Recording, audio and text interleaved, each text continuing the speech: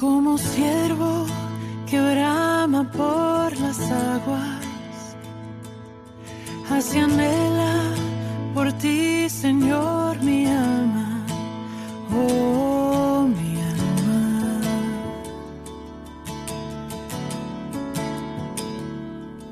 Como árbol plantado junto a agua. Nuestra fe. Y la iniciamos haciendo una introducción donde vimos que esa cuestión de quién es un verdadero cristiano y quién no lo es un tema que corre a la par del mensaje fundamental del Nuevo Testamento, que es el Evangelio de Dios, donde nuestro Señor Jesucristo es el protagonista absoluto, ¿verdad? Gracias a su obra redentora que Él hizo en la cruz del Calvario. Y bueno, el día de hoy, antes de empezar a estudiar las características engañosas que no garantizan la salvación de nadie, y antes de ver algunas marcas genuinas que sí confirman nuestra fe, que Dios mediante estaremos empezándolas a ver la próxima semana, pues lo que yo quiero es que veamos primeramente de una manera amplia en qué consiste la religión verdadera, esa religión verdadera que contiene esa fe salvífica, esa fe que en verdad salva a los pecadores, porque es muy común y sobre todo hoy en día para muchos preguntarse ¿qué de los adventistas? ¿Qué de los católicos? ¿Qué de los mormones? ¿Qué de los testigos de Jehová? O cualquier otro religioso, ¿qué de todos ellos? ¿Son cristianos también, pastor, verdaderos? Porque cada uno afirma tener la fe, ¿verdad?, que salva. Cada uno afirma tener o creer en el Dios verdadero. Y bueno, esta predicación tiene ese propósito, el propósito de ayudarnos a discernir esta importante cuestión de cómo saber, cómo podemos identificar cuál religión de las miles y miles que existen hoy en día tiene la fe que en verdad salva. Por ejemplo, los testigos de Jehová son un grupo religioso con los cuales yo he hablado más que ningún otro. Ellos sinceramente asumen que son el pueblo de Dios, que le pertenecen a Dios y que le sirven a Él. Sin embargo, a la luz de lo que revela la palabra de Dios, de quién verdaderamente le pertenece y quién verdaderamente le sirve, esto no es así. O sea, por el hecho de creer con toda la sinceridad del mundo que le pertenecen a Dios y que le sirven a Dios, eso no es una garantía de que eso es así.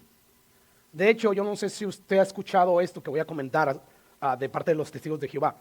Ellos constantemente preguntan si uno conoce quién es la gran ramera o quién es Babilonia la grande, haciendo referencia a Apocalipsis 17, donde Apocalipsis 17 nos habla de esa gran ramera que es un sistema mundial de religión falsa que se empiezan a prostituir con los líderes religiosos del mundo.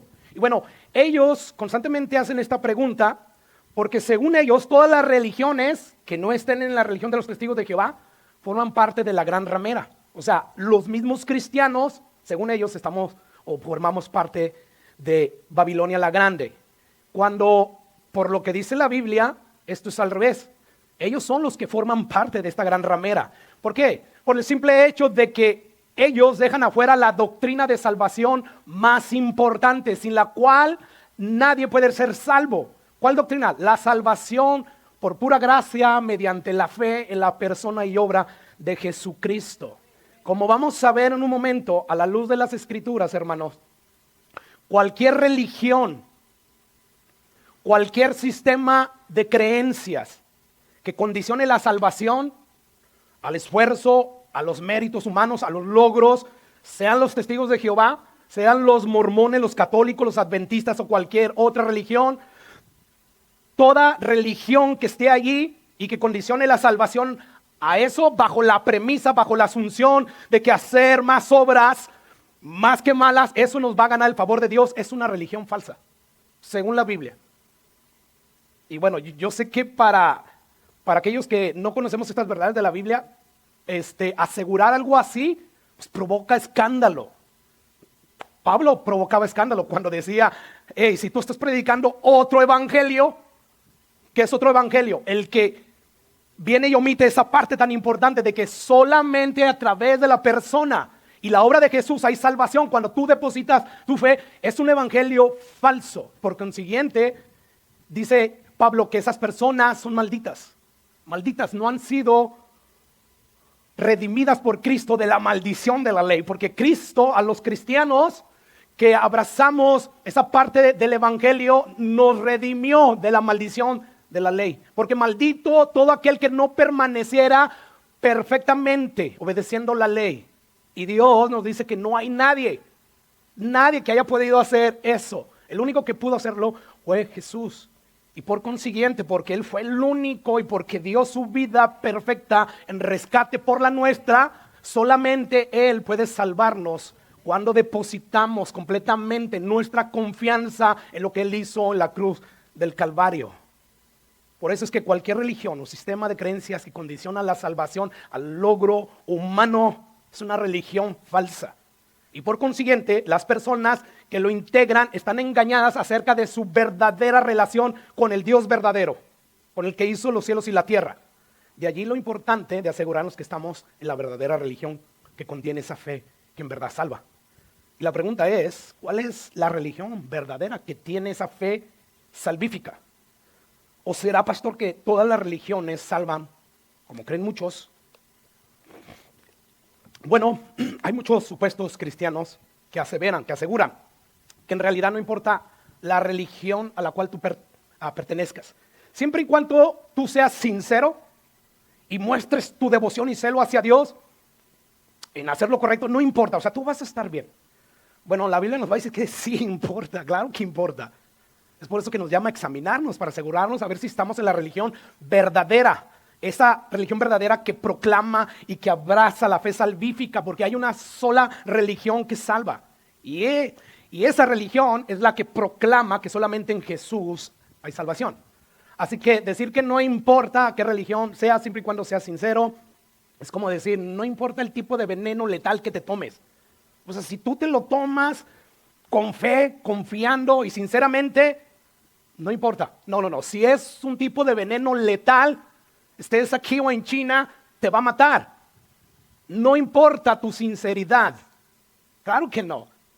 Si tú eres muy sincero y muy genuinamente, tú dices, en ese panel eléctrico, esos cables y sobre todo los que traen todo el voltaje de casi son 2 de 120, hacen como 200 y algo, 240, no hay electricidad, pastor. Si la realidad es que sí hay electricidad, no importa tu sinceridad, tú te vas a quedar chamuscado, pegado. O sea, el asunto de la sinceridad y el celo no tiene nada que ver, hermano, con tu sinceridad. Tiene que ver con lo que es verdad. O sea, es una cuestión de verdad. Bueno, lo mismo sucede aquí, hermanos. Si tú eres un pecador y tú crees sinceramente que no hay un Dios, y si eres de esos que sí crees que hay un Dios, pero a todos nos va a perdonar, porque yo creo en Dios a mi manera y porque estoy tratando de ser una buena persona. Bueno, si lo que la Biblia dice es verdad, adivina qué. Tú no vas a terminar siendo salvado de la ira de Dios. Tú vas a terminar en esa condenación eterna que dice la Biblia que terminarán todos aquellos que rechazaron la persona y la obra de Jesús. De allí lo importante de que nos aseguremos que tenemos la religión verdadera. Porque según la Biblia, y voy a ser intencionalmente enfático, según la Biblia, yo quiero que se te quede grabado. De hecho, esto es lo que hace el Espíritu Santo a través de todas las cartas del apóstol Pablo. Pero como no tenemos el buen hábito de leer las cartas de Pablo continuamente y de manera continua y expositiva, pues no vemos esto. Pero constantemente Dios, a través de los escritos de Pablo, nos está recordando que nuestra salvación únicamente se debe a la confianza que depositamos en la persona y obra de Jesús. Es por eso que nosotros somos salvos. Y bueno, la pregunta es esta: ¿cuál es la religión verdadera que tiene esa fe salvífica? Pues tenemos que preguntárselo a la Biblia, ¿verdad? La Biblia es la verdad de Dios, es la palabra de Dios. Al preguntarle eso a la Biblia es como si le estuvieras preguntando a Dios. Y bueno, vamos a Filipenses capítulo 3, pasaje que estudiamos ya algunas semanas atrás. Dice Pablo allí, guardaos, ¿de quiénes? De los perros, ¿verdad? Es decir, cuídense de los perros. Y ahorita vamos a ver a quién Pablo, de una manera tajante y fuerte, les está llamando perros. Dice, guárdense de ellos. Tengan cuidado de los perros, de los malos obreros. No son buenos obreros. Ellos dicen que son obreros de Dios, calificados, enviados por Dios. Pero dice Pablo, son malos. Y dice, guardaos de los mutiladores del cuerpo. Versículo 3, guárdense de todos ellos que creen que sí es en Cristo Jesús. Sin embargo, hay que hacer otras cosas. Guárdense de todos ellos porque nosotros en verdad somos la circuncisión. Y dice ahí, los que en espíritu servimos a Dios y nos gloriamos, nos jactamos de la obra de Jesús, no de nuestras obras. Y luego dice, no teniendo para nada confianza en la carne. La carne es este cuerpo. ¿Y de dónde agarramos o cómo hacemos esfuerzo nosotros para guardar la ley? Con nuestro cuerpo, ¿verdad? Nos esforzamos. Entonces lo que vemos aquí a Pablo es advertirle a los filipenses acerca de esas personas que, como vamos a ver en su contexto, exigían circuncidarse, exigían guardar la ley, de otro modo no serían salvos. Y les dice, tengan cuidado los perros, tengan cuidado de esas personas, porque ellos dicen ser la circuncisión verdadera, pero no lo son. Por lo tanto, como no lo son, ellos no son el pueblo de Dios verdadero, aunque ellos asuman sinceramente que lo son. Somos nosotros, porque nosotros en espíritu servimos a Dios y además nos gloriamos en Cristo, no teniendo confianza en la carne. Aquí observamos claramente que Pablo está estableciendo un claro contraste entre el verdadero cristiano y el falso cristiano, entre el verdadero maestro y el falso maestro. Entonces, yo creo que para poder alcanzar a ver lo que Pablo está diciendo detrás de estos dos versículos, pues tenemos que ver los escritos de Pablo, los escritos del Antiguo Testamento en su contexto sobre esto y sobre todo, ¿a quién se está dirigiendo primeramente Pablo? Sabemos que es a los judíos, ¿verdad? Los judíos en aquel entonces eran la influencia religiosa dominante. O sea, si habían dos religiones en ese momento en que Pablo escribió esta carta, eran dos: los judíos y la cristiana. De ahí en adelante empezaron a salir un sinfín de religiones, pero las dominantes eran esas dos, era el judaísmo y era el cristianismo. Y bueno, lo primero que vemos es que Pablo está dirigiendo este mensaje en estos dos versículos a esas personas que estaban dentro de la denominación dominante. ¿Y quiénes eran? Los judíos. Y ellos les llama de una manera dura perros, malos obreros, mutiladores del cuerpo. Y la pregunta que tenemos que hacer es, ya mencionamos que las religiones dominantes de aquel entonces eran los judíos y los cristianos. La pregunta es, ¿en qué consistía la creencia fundamental de estas dos religiones? Por ejemplo, los judíos.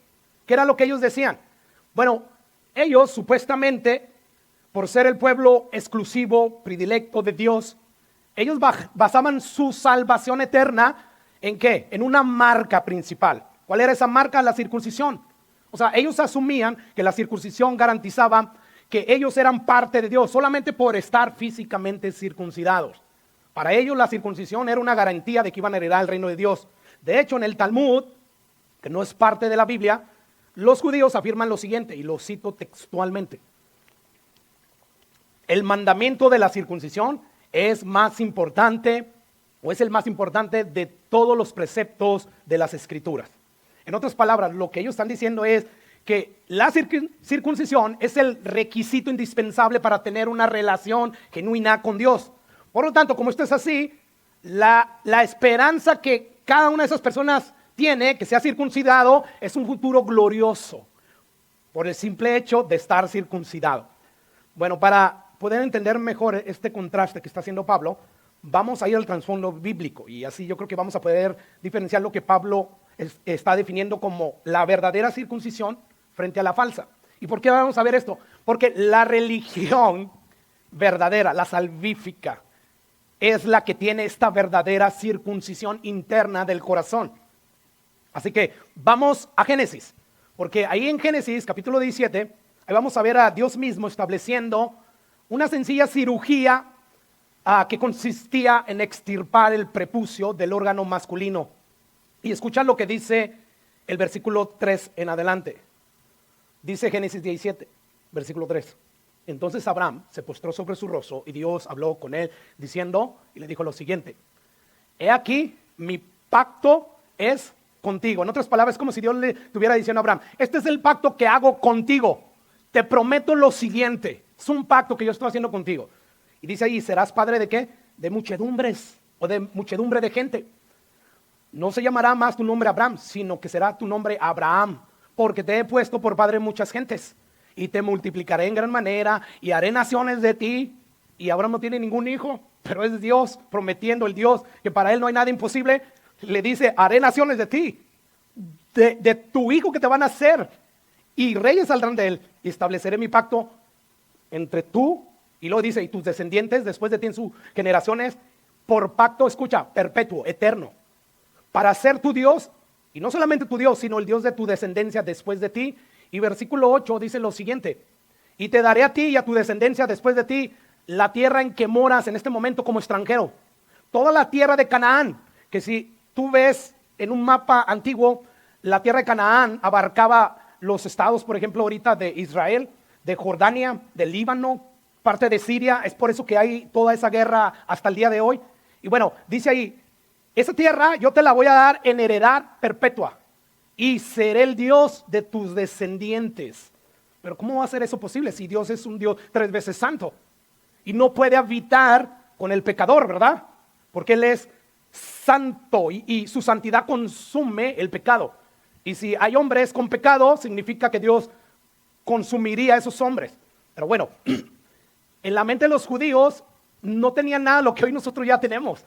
¿Cómo Dios iba a realizar eso? ¿Cómo lo iba a llevar a cabo? Que como vamos a ver en Colosenses, Dios se propuso, le plació restablecer todas las cosas por medio de Jesucristo. Y bueno, en pocas palabras, lo que Dios le está prometiendo aquí a Abraham es, de ti nacerán muchas naciones y muchos de tus descendientes van a ser reyes. Y este pacto que hago contigo lo hago también con tus descendientes. No hay nada condicional aquí. Aquí todavía no entraba ni la ley. De hecho, todavía ni siquiera se circuncidaba. Pero lo que sí había pasado es que ya Dios lo había justificado. ¿Por qué? Simplemente por la fe que Abraham puso en Dios. Entonces, es como si Dios le dice, yo voy a hacer este pacto contigo y además con tus descendientes. Y dice, no tendrá fin porque será perpetuo. Y yo voy a ser el Dios tuyo y de tus descendientes. De hecho, la tierra de Canaán, en la cual ahorita vives como extranjero, yo se la voy a dar a tus descendientes y a ti. Y yo voy a estar allí. Bueno, podemos decir que lo que Dios tenía en mente en esta promesa se ve revelada en Apocalipsis 21. Aquí vemos la consumación de cómo Dios va a llevar a cabo esa promesa que le dio a Abraham. Escucha lo que dice Apocalipsis 21, versículo 1, yo te proyecto el 2. Dice Juan, vi un cielo nuevo, una tierra nueva, porque el primer cielo y la primera tierra pasaron y el mar ya no existía más. Yo, Juan, vi la santa ciudad, y lo que dice, la nueva Jerusalén, descender del cielo. La pregunta es, o sea, históricamente, ya lo mencioné, ¿qué territorios abarcaba la tierra de Canaán? Ajá, Jerusalén. Bueno, aquí tenemos un destello de revelación de cómo Dios va a consumar esto. Gracias a la promesa abrámica, ¿verdad? Bueno, seguimos leyendo. Dice el versículo 3. Y oí una gran voz del cielo que decía, he aquí el tabernáculo de Dios con los hombres, con los descendientes de Abraham y con todos aquellos gentiles que aplicarían la misma fe que Abraham aplicó en Dios.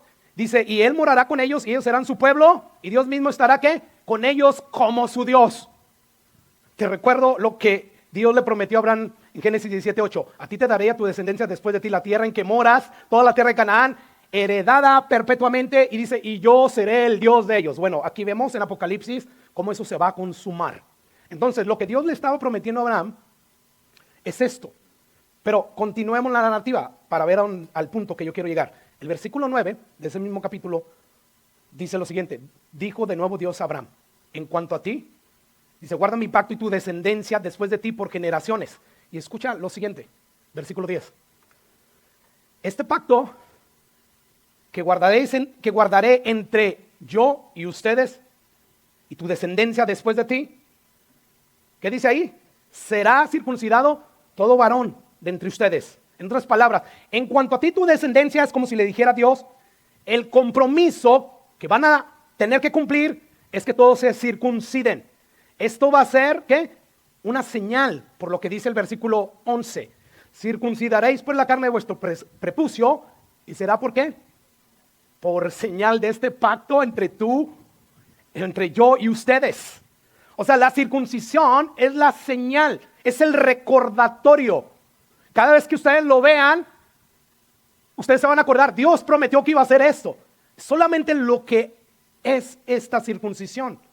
Y por eso sigue diciendo, y de edad de 8 días serán circuncidados todo varón entre vosotros por vuestras generaciones, el nacido en casa, el comprado por dinero, cualquier extranjero que no fuera de tu linaje, debe ser circuncidado. El nacido en tu casa, otra vez vuelve a recalcar lo mismo, y el comprado por tu dinero, y estará mi pacto en vuestra carne por pacto perpetuo. Y escucha lo siguiente, aquí hay una advertencia: y el varón incircunciso, el que no hubiere circuncidado de la carne de su prepucio, aquella persona será cortada de su pueblo. ¿Y lo que dice?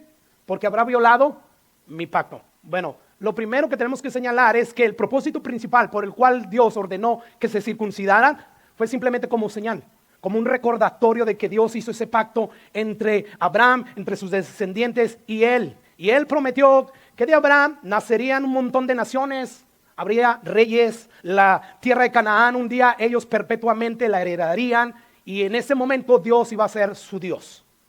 Entonces, a la luz de este pacto, los judíos, ellos decían: nosotros tenemos la seguridad de que Dios nos va a salvar, yo estoy circuncidado. Todo aquel que no está circuncidado, circuncídense. Ustedes cristianos que dicen creer en Cristo y no están circuncidados, gentiles, tienen que circuncidarse. Y sacaban la Biblia porque ellos decían: nosotros somos bíblicos, como hoy muchos falsos maestros.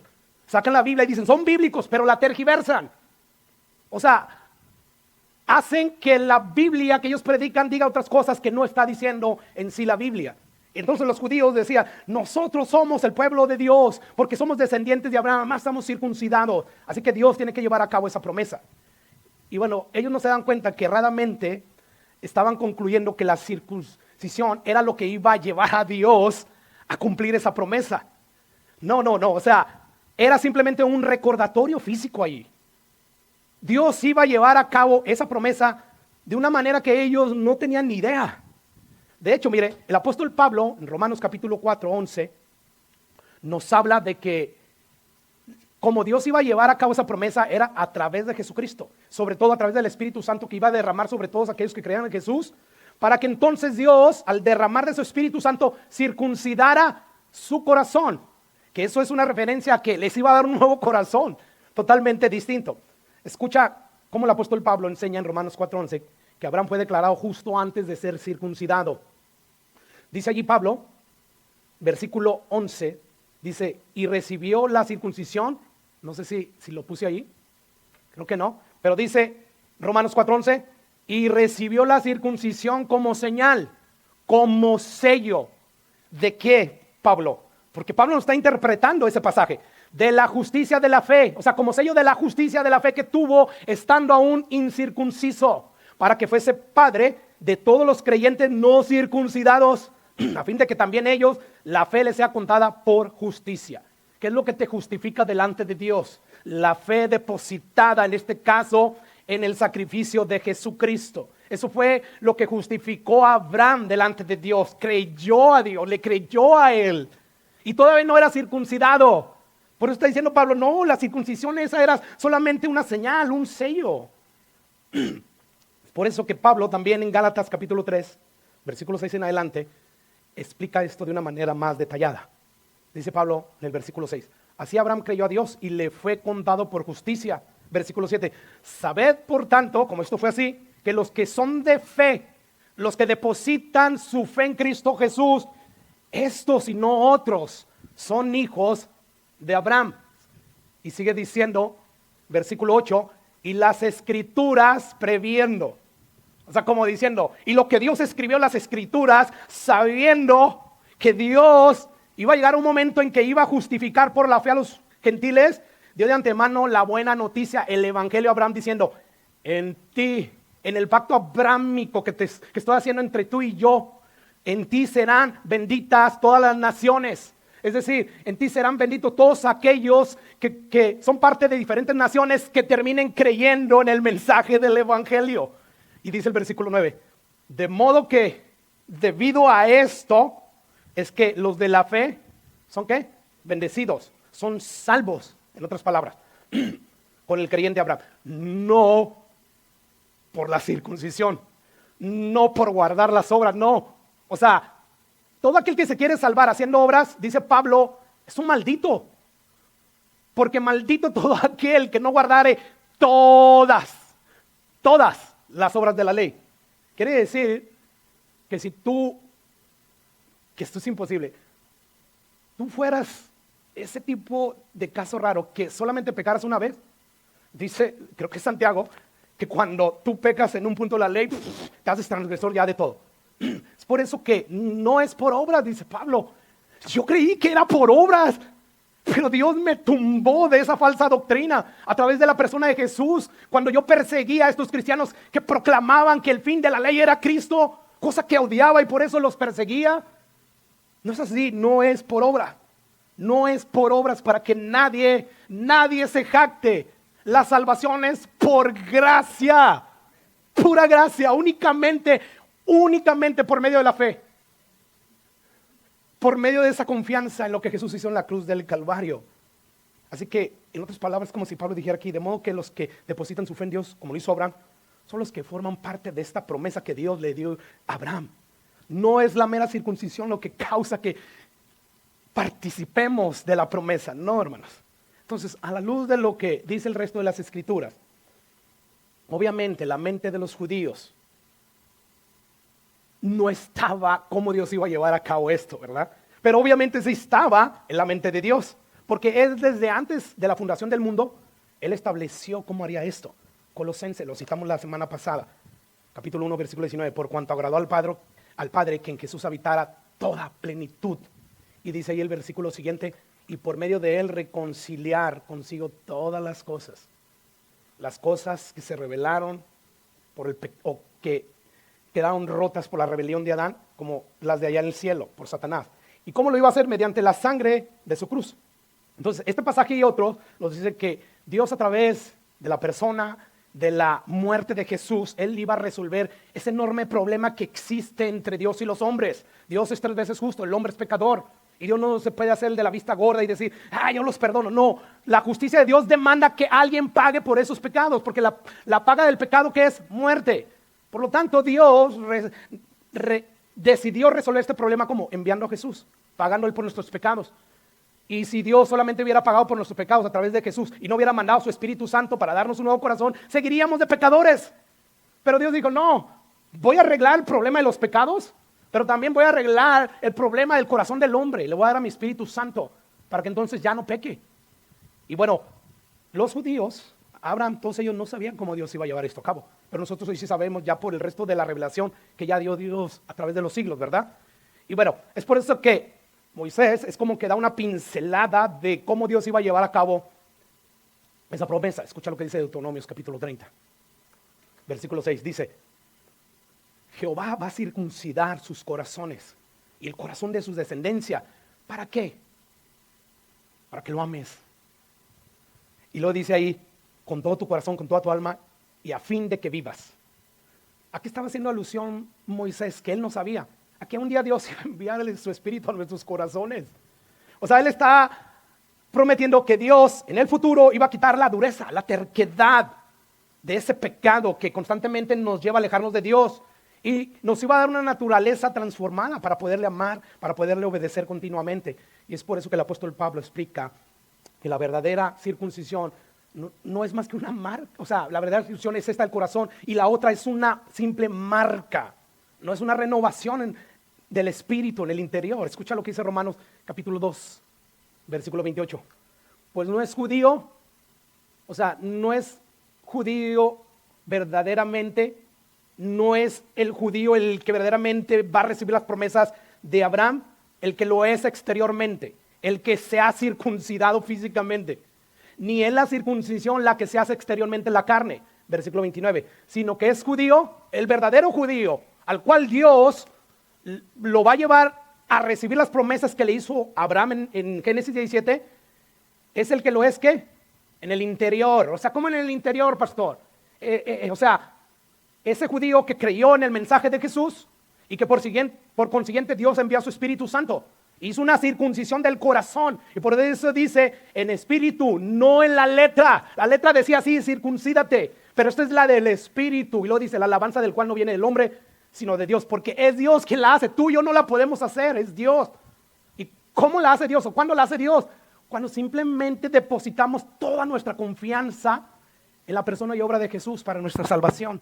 Es como Él la hace. Así que, hermanos, eso de lo que dice Pablo ahí, de una circuncisión interna, Esto equivale a tener ese corazón receptivo a la voluntad de Dios y apartado del mal. Y esta es la circuncisión, la verdadera. Y los judíos decían, no, es la física. Esto es prueba de salvación, porque ahí está en Génesis. Y bueno, ¿qué era lo que hacían los judíos? Empezaban a asediar a los nuevos cristianos. Les exigían, tienen que circuncidarse. Y bueno, Pablo les advierte a los filipenses, a los gálatas, a los efesios, a los colosenses, a todo el mundo acerca de estas personas. Y dice, guárdense de esas personas que dicen que hay que circuncidarse, que el sacrificio de Jesús no es suficiente, que hay que hacer algo más. Ahí dice que se tiene que bautizar, pastor. No, guárdate de ellos porque son perros carroñeros. Hoy en día nuestros perros, decimos perro, y hasta aquí en Estados Unidos hemos dicho que los gringos se dicen, ¿qué onda mi perro? What's up my dog? Y no ofende. En aquel entonces sí ofendía. Entonces Pablo está ofendiendo a este tipo de personas. ¿Y cómo no? Si este tipo de personas cuando predican eso, les son tropiezo a esas personas. El diablo las usa para que la luz del evangelio no resplandezca sobre los perdidos. Y por eso son perros. Es Dios, es el Espíritu Santo quien dirigió a Pablo a llamarles así. Pastor, no les diga así. El Espíritu Santo los llama así. Guardaos de los malos obreros, guardaos de los mutiladores del cuerpo. O sea, cuídense de esas personas que se aferran a la circuncisión física. Guárdense de ellos, que dicen que hay que guardar eso y las ordenanzas. Si no, no hay salvación. Guárdense de ellos, no los escuchen. Y dice el versículo 3, porque nosotros somos la verdadera circuncisión, la del corazón que Dios realiza a través de su espíritu. Y en espíritu servimos a Dios, nos gloriamos solamente en lo que Jesús hizo en la cruz del Calvario. Y lo dice ahí, no teniendo confianza, no teniendo nuestra fe en la carne, en lo que nosotros podemos lograr. Eso es lo que Pablo está diciendo.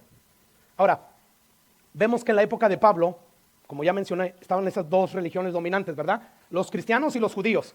Bueno, los judíos decían, ya vimos, es por obras, es por esto y esto, lo otro. Y los cristianos decían, no, es solamente por lo que Jesús hizo en la cruz del Calvario. Bueno, de ahí surge otra religión, los judaizantes. ¿Y qué creían los judaizantes? Bueno, sí, la fe en Jesús.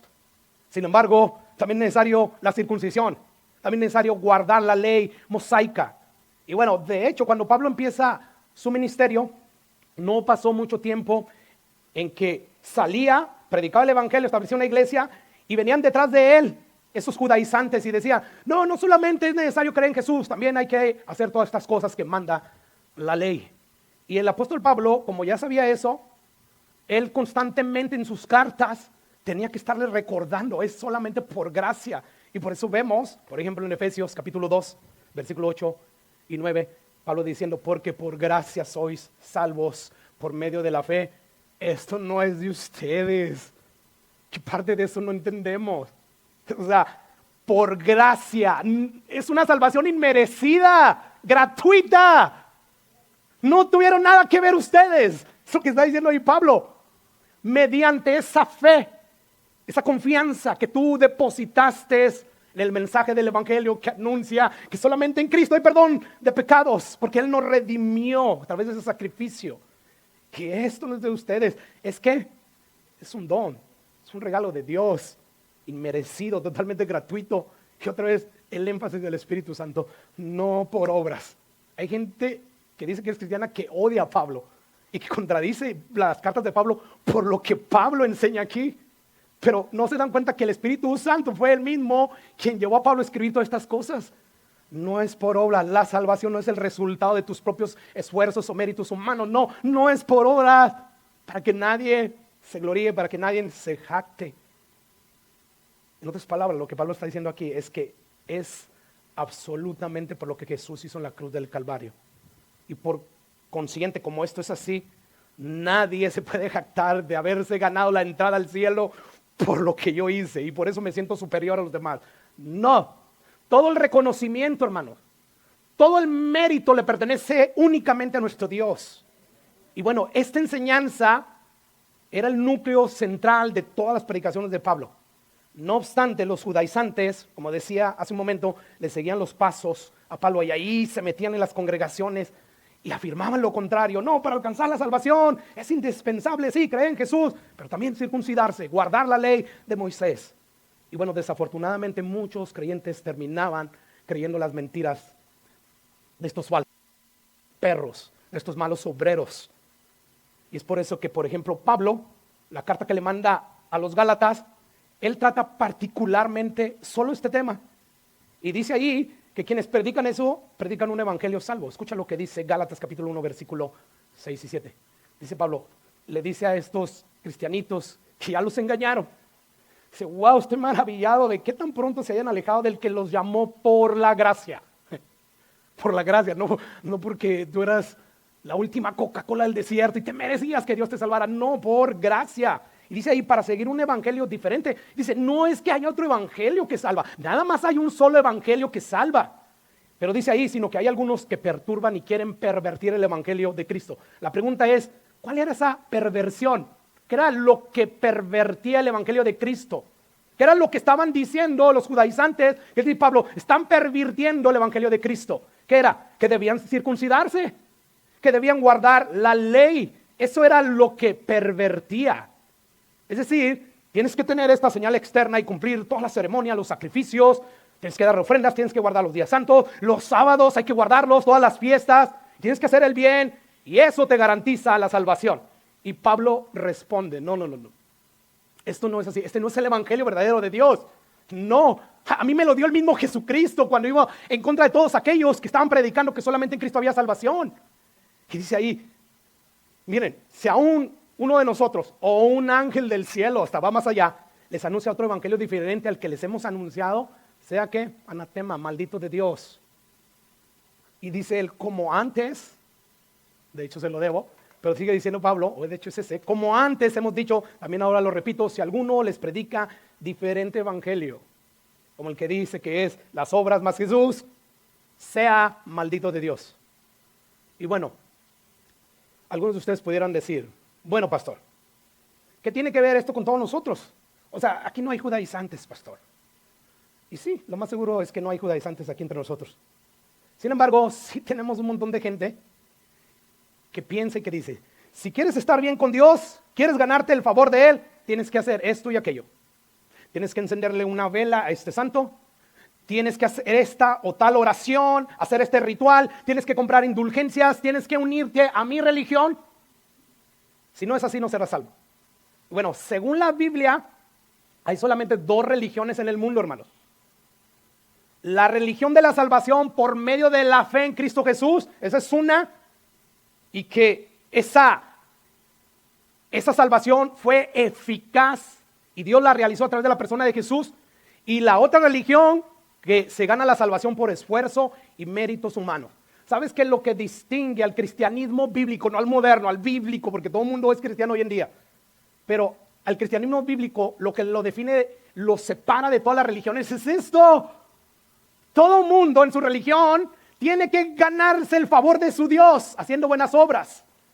Pero el cristianismo dice, no hay nada que tú puedas hacer para ganarte el favor de Dios, para comprar la salvación. No hay nada. Aunque hagas siempre el bien, si ya pecaste una vez, ese pecado te debe llevar a la muerte, porque la paga del pecado es muerte. Lo único que tú puedes hacer es poner tu confianza en Jesús. Esa es la diferencia que hay entre el cristianismo bíblico y las demás religiones. Entonces, hay solamente dos religiones, por así decirlo. Y lamentablemente, hermanos, tenemos que decir que todas esas religiones que mencionamos al principio, testigos de Jehová y todos ellos basan la salvación en el logro del ser humano. A través de ofrendas, a través de sacrificio, a través de que hay que inclinarte, hay que bautizarte en este nombre, hay que esto y aquello. No, tratar de hacer todo este tipo de cosas para ganarnos la entrada al cielo, dice Pablo, es totalmente inútil, ya que por la ley, por guardarla, nadie, y ese nadie, en el griego significa nadie, no one, nobody, nadie será justificado. Los justificados, como Abraham lo fue, serán por depositar su fe en Cristo Jesús. Es por eso que Hechos 4:12 dice lo siguiente. Creo que no lo tengo, pero te lo leo. Y en ningún otro hay salvación, porque no hay otro nombre bajo el cielo dado a los hombres en el que podamos ser salvos. No hay otro nombre, hermanos. No lo hay. No hay otro hombre. ¿Y sabes por qué no hay otro hombre? Porque solamente Jesús fue quien en la cruz del Calvario puso su vida por la nuestra. ¿Sí? Al que no conoció pecado, Dios lo hizo pecado por nosotros. Es decir, Dios lo trató como si hubiera pecado, hubiera cometido cada uno de nuestros pecados. Justificados pues por la fe tenemos esa paz ya con ese Dios 3 veces santo. La pregunta es, ¿cómo podemos identificar cuál religión tiene la fe que en verdad salva? Bueno, fácil. La religión verdadera que tiene esa fe que salva es aquella que cree y proclama abiertamente y ferventemente o ardientemente que es únicamente por gracia, por medio de la fe en Cristo Jesús, lo que nos salva. Es esa, la religión verdadera. Así que si quieres saber si tu fe es auténtica, sobre todo, no ante los hombres, ante el Dios verdadero, todo empieza con asegurarte que tu religión cree esto. Entonces, pastor, ¿está usted diciendo que todos los adventistas, todos los católicos, todos los testigos de Jehová y todos aquellos de cualquier otra religión que no crea esto, no son salvos, irán rumbo al infierno? Bueno, yo no estoy diciendo eso. Entonces, ¿qué es lo que está diciendo? Lo que yo estoy diciendo es lo que la Biblia dice. Que únicamente por gracia, por medio de la fe puesta en la persona y obra de Jesús, es que somos salvos. ¿Qué dice Pablo? Porque hay un solo Dios y un solo mediador. Hay un solo Dios y hay un solo mediador, hermanos. ¿Quién es ese mediador? Jesús. El mediador que te puede acercar a Dios sin que Dios te castigue, sin que su presencia te consuma por ser pecador. Es Jesús. No existe otra persona. No lo hay. Jesucristo hombre. Y lo dice ahí el versículo 6. El cual se dio a sí mismo en rescate por todos nosotros. Del cual, dice Pablo, se dio testimonio a su debido tiempo. Para esto yo fui constituido predicador y apóstol. Para eso se me apareció Jesús y me tumbó el caballo y por su gracia me quitó la red que cegaba mis ojos para ver que ciertamente solamente en Jesús hay salvación. Yo guardaba todos los preceptos de la ley. Fui circuncidado porque yo creí que eso era lo que me hacía parte de Dios. Pero el verdadero Dios me dijo, no es así, Pablo. Por su gracia, por su misericordia. Dice, para esto yo fui constituido predicador y apóstol. Digo verdad en Cristo, no miento. Y dice, maestro de los gentiles en fe y en verdad. Bueno, entonces, pastor, está diciendo que todos los adventistas, todos los católicos y todos aquellos que no sostienen esta verdad no van a ser salvos. ¿Esto es lo que está diciendo? ¿Esto es lo que significa? Bueno, lo que sí estoy diciendo es lo siguiente, hermanos. Aunque todas las religiones, con excepción del cristianismo bíblico, aunque todas esas religiones basan la salvación a través del logro humano, sin embargo, si dentro de sus congregaciones hay personas que creen genuinamente que únicamente por gracia, por medio de la fe puesta en la persona y obra de Jesús, hay salvación, aunque sean miembros de falsas religiones, como los testigos de Jehová, mormones, adventistas o cualquier otra religión que afirma que es por obras, ellas van a ser salvas. Eso sí es lo que estoy diciendo. Dios no viene a salvar dependiendo de las denominaciones. No, viene a salvar a todos aquellos que depositaron su fe en el sacrificio de Jesús. Es a ellas. Eso sí es lo que estoy diciendo. Y alguien pudiera decir, guiado por sus sentimientos, porque es como nosotros muchas veces nos movemos, pero pastor, ¿cómo puede ser esto posible? Si dentro de los testigos de Jehová, de los mormones, de los católicos, hay personas muy decentes, hay personas que son muy activos en el servicio de Dios. De hecho, los mormones, los testigos de Jehová, salen a predicar de puerta en puerta, algo que ni nosotros los cristianos hacemos. Y además creen muchas verdades acerca de Dios. ¿Cómo esto puede ser posible? Por lo que dice la Biblia. Jesús, ¿recuerdan cuando dijo en Mateo 7:21 que muchos dirán en aquel día, no profetizamos en tu nombre? Y en tu nombre echamos fuera demonios, y en tu nombre hicimos muchos milagros. Y él que les va a decir, apartados de mí, nunca intimé con ustedes, nunca los conocí. Es fácil, hermanos, confundir las actividades espirituales que supuestamente hacemos para Dios con una vida espiritual real, con una conversión real. Y según Jesús, dice, se puede estar participando en ministerios activamente y aún así estar perdido sin tener verdaderamente una relación íntima con Él. Eso es lo que está diciendo Jesús. ¿Recuerdas que Judas fue el tesorero de Jesús? Y aún así estaba perdido. Porque participar activamente en el ministerio no es una garantía de que verdaderamente eres salvo. Como vimos la semana pasada, el mago Simón supuestamente creyó en la proclamación del evangelio que le predicó Felipe y anduvo hasta colaborando después de bautizarse, ¿verdad? Colaborando con Felipe ahí en la obra misionera, estuvo siempre con Felipe, es lo que nos dice Hechos. Sin embargo, Pedro lo desengaña diciendo: arrepiéntete, porque en hiel de amargura y en prisión de maldad veo que estás. Así que todos estos ejemplos nos enseñan, número uno, escucha lo siguiente: podemos servir activamente a Dios en la iglesia sin conocer realmente al Dios de la iglesia. Los predicadores, yo mismo, si no tuviera yo los frutos, como vamos a ver Dios mediante las próximas semanas, que caracterizan o que prueban que verdaderamente tienes una fe salvífica, yo por más que viniera aquí a predicar domingo tras domingo, activamente en el servicio del Señor, si yo no tengo esa confianza genuina en Cristo Jesús, no importa lo que yo hago, la Biblia me dice que yo no tengo una comunión verdadera con ese Dios. Así que, número uno, esto nos enseña que podemos servir activamente a Dios en la iglesia sin conocer realmente al Dios de la iglesia.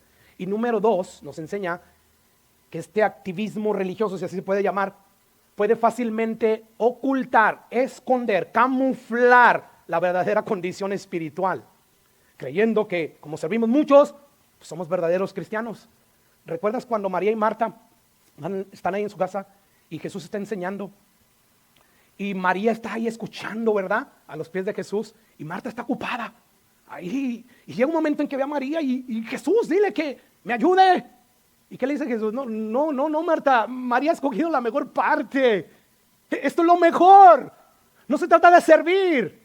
Sí, servimos no para ganarnos la entrada al cielo, sino servimos como resultado de que ya tenemos un nuevo corazón que nos lleva a llenarnos de agradecimiento por lo que Jesús hizo en la cruz del Calvario y nos lleva a querer glorificar a Dios a través de todo lo que hacemos para Él. No le servimos para ganarnos el cielo. Si tú estás sirviendo por temor, porque si no Dios me desecha, cuestiona tu salvación. Porque el motor principal que nos debe llevar a servir a Dios es el agradecimiento. Por toda tanta misericordia, dice Pablo, concluye ya en Romanos 12, diciendo ahí, o sea, a la luz de las misericordias de Dios, ya les dije todo lo que Jesús hizo por nosotros, le ruego, le suplico, o sea, vivan vidas santas, en sacrificio vivo, agrade a Dios, porque eso es su culto racional. Esto es lo más lógico que deben de hacer después de tanta misericordia derramada sobre ustedes. Pues la Biblia nos dice claramente que Jesús no salva a los siervos eficientes.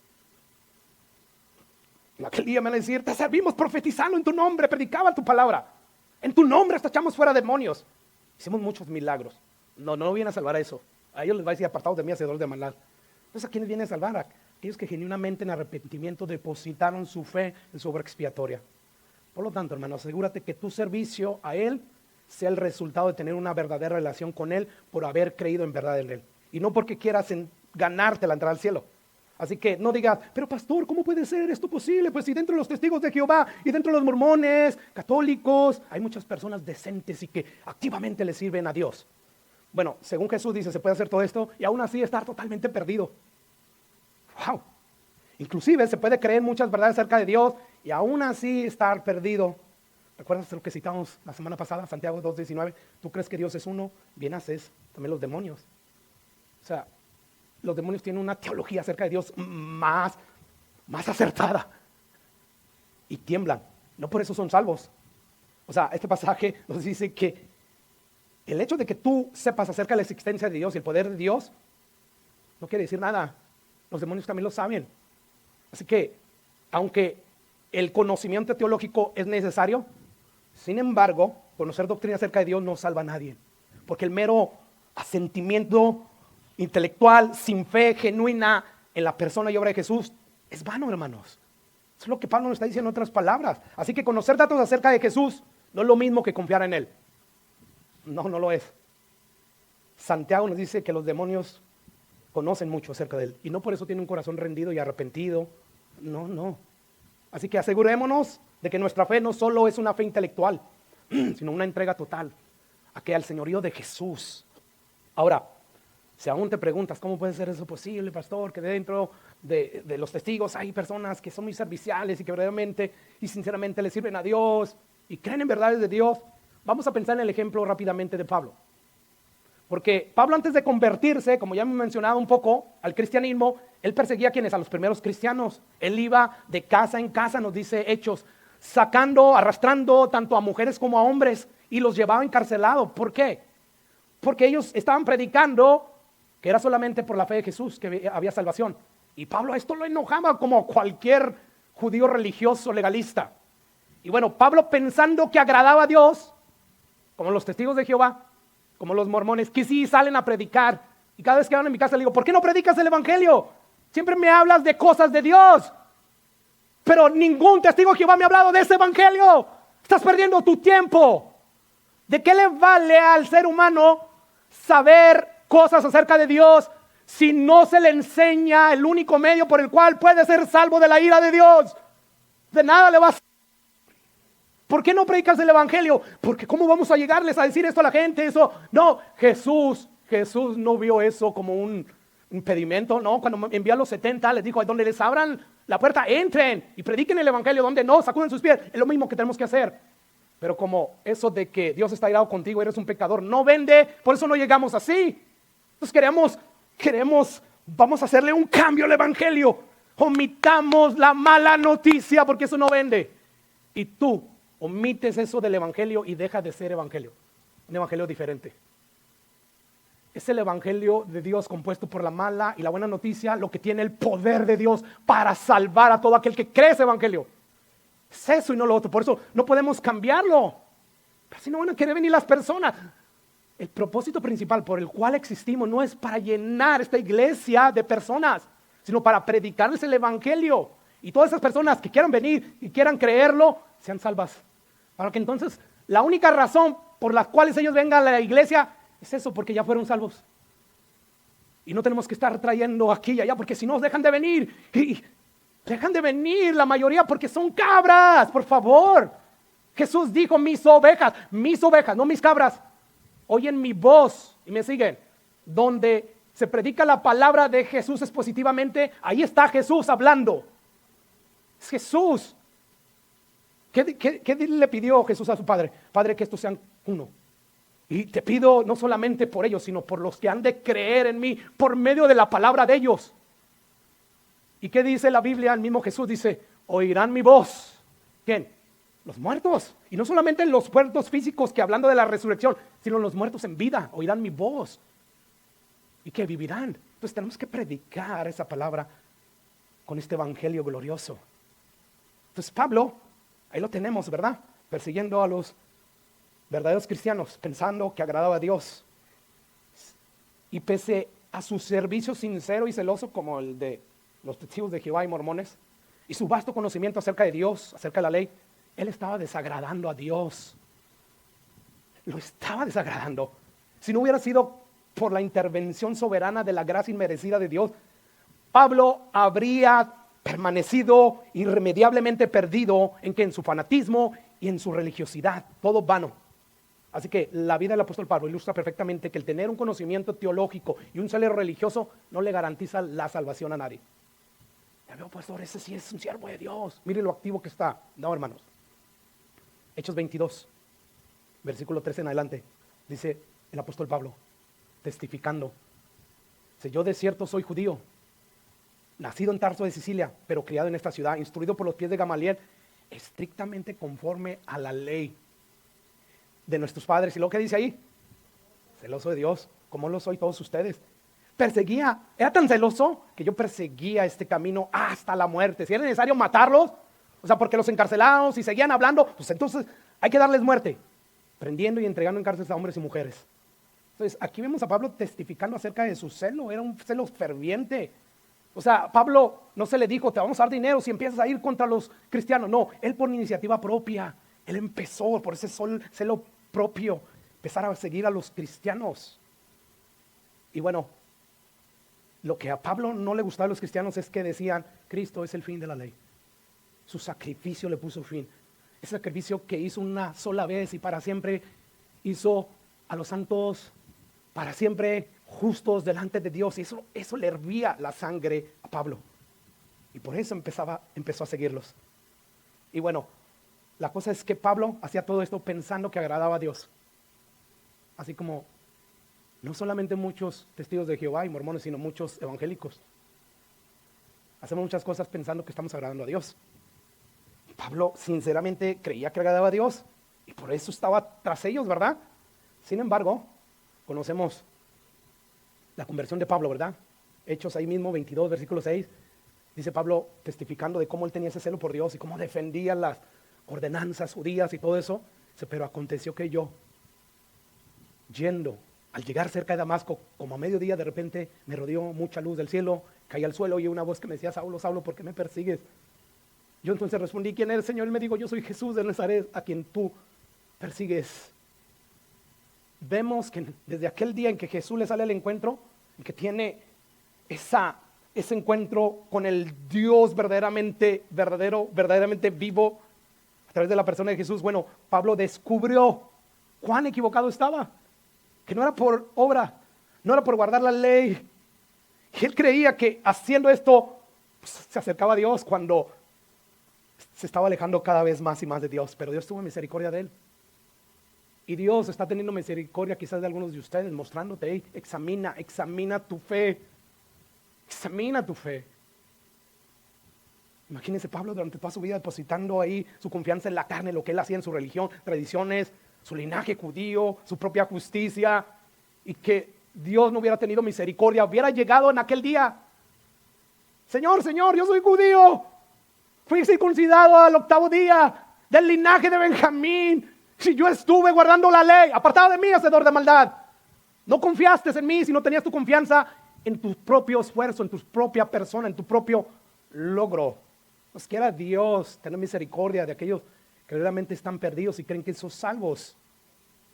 Porque en el día menos pensado, tú puedes estar delante de la presencia del Señor. Y lo único que va a importar en ese momento es, ¿qué hiciste con el mensaje del Evangelio? En ese momento toda tu sinceridad, todo tu celo religioso se va a caer al piso como se le cayó al apóstol Pablo. Porque todo eso es inútil, nada de eso te gana el favor de Dios. Y bueno, de ahí en adelante Pablo empezó a predicar que solamente en Cristo hay salvación. Si tu fe no está puesta en Cristo, estás perdido. Estás totalmente perdido, porque la salvación no depende del celo, no depende del servicio que tú le das a Dios, de la sinceridad, no depende de eso. Y desafortunadamente el mundo está lleno de personas religiosas, sinceras, que hacen grandes esfuerzos, grandes sacrificios personales, todo queriendo agradar a Dios. Ofrendan, cantan en sus Biblias, porque si no Dios no me bendice y Dios me maldice y me va a ir mal. Y todo lo hacen con pasión y sinceridad. Sin embargo, si la confianza en cuanto a la salvación está en estas cosas y no en Jesús, están perdidos. Ahora, la pregunta es, ya sabemos cuál es la religión que posee la fe verdadera, la que salva, pastor.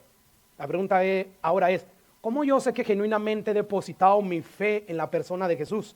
O sea, tú dices, sí, yo estoy aquí con el cristianismo bíblico, pero ahora ¿cómo yo sé? Porque pudieras tú estar creyendo que sí creíste genuinamente y pudiera ser que no es así. ¿Cómo yo sé, pastor? Bueno, Dios mediante, la próxima semana vamos a empezar a ver las características o las cosas que no aseguran que verdaderamente es un cristiano, y después vamos a pasar en otro sermón a ver cuáles son las características de un verdadero cristiano, para que entonces podamos compararnos. ¿Cuál es el propósito de todo esto?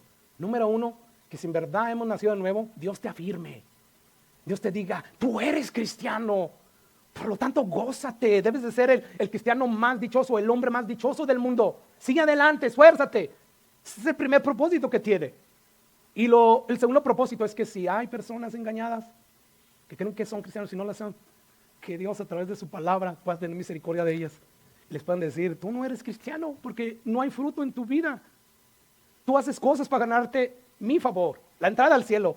Cuando los verdaderos cristianos hacen cosas buenas por el resultado de su nueva naturaleza, porque tienen el Espíritu Santo, por el fruto, por eso las hacen. Entonces, hermanos, estemos orando para que Dios siga obrando a través de esta serie. Y bueno, quiero terminar haciendo 3 preguntas de reflexión para llevarnos a nuestras casas. La primera es, ¿en qué descansa tu seguridad de salvación? O sea, si hoy te presentaras delante de Dios, ¿tu respuesta se basaría en tus obras? ¿En tu religión? ¿O se basaría únicamente en los méritos de la obra de Jesús? Siguiente pregunta, ¿es tu relación con el Señor una relación de apariencia o una transformación interna guiada por el Espíritu Santo, por el hecho de haber depositado tu fe en Cristo? ¿Es así tu relación? Simplemente que aparenta y es religiosa. Bueno, si tu respuesta es, no, pastor, mi relación con Jesús es debido a la transformación guiada por el Espíritu Santo, porque yo deposité verdaderamente mi fe en Cristo Jesús. Bueno, la pregunta sería, más allá de tu decisión que hiciste hace años de creer en Jesús, la pregunta es, ¿puedes ver o puedes ver los demás hoy en tu vida ese arrepentimiento continuo? Porque los cristianos constantemente nos arrepentimos porque pecamos, pero hay un arrepentimiento, te sientes mal primeramente por Dios y pides perdón. Por eso es que en la oración de Jesús, Él dijo, cada vez que ustedes oran, llegó ahí al perdónanos como también nosotros perdonamos. Por eso es que, ok, tú dices que estás ahí. ¿Puedes ver hoy en día un arrepentimiento continuo? Y sobre todo un deseo sincero de obedecer la palabra de Dios. Porque esto sí comprueba que verdaderamente has creído en Jesús, que verdaderamente el Espíritu Santo está en ti. Y por eso Él te hace desear obedecerle. Entonces son esas preguntas que quiero que te lleves y vamos a terminar orando. Y antes de cantar, vamos a estar también celebrando la Santa Cena. Pero inclina tu rostro. Vamos a orar. Padre precioso,